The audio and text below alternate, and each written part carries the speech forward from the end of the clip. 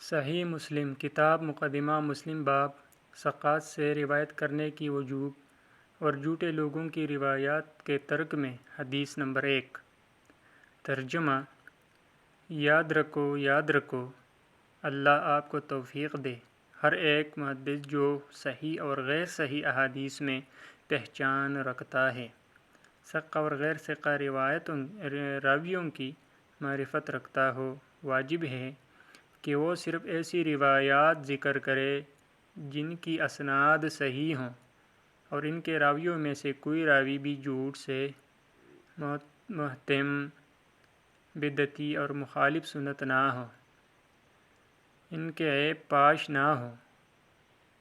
ہمارے اس قول کی دلیل ایسی لازم ہے کہ اس کا مخالف نہیں، وہ اللہ تبارک و تعالیٰ کا قول: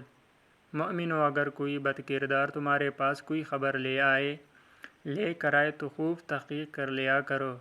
مبادا کسی قوم کو نادانی سے نقصان پہنچا دو،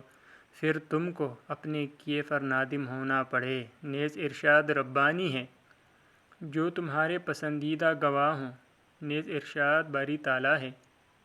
ان لوگوں کو گواہ بناؤ جو عادل ہو۔ یہ آیات اس بات پر دلالت کرتی ہے کہ فاسق کی خبر غیر مقبول ہے، اور جو شخص عادل نہ ہو اس کی گواہی مردود ہے۔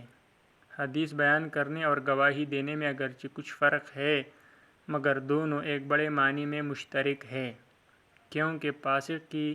روایات اسی طرح محدثین کے نزدیک مردود ہے جس طرح عام لوگوں کے نزدیک اس کی گواہی غیر مقبول ہے۔ اور حدیث دلالت کرتی ہے اس بات پر کہ منکر کا روایات بیان کرنا درست نہیں، جس طرح قرآن مجید سے خبر فاسق کا غیر معتبر ہونا ثابت ہے، اور وہ حدیث وہی ہے جو رسول اللہ صلی اللہ علیہ وسلم سے شہرت کے ساتھ منقول ہے کہ جس نے علم کے باوجود جھوٹی حدیث کو میری طرف منسوب کیا،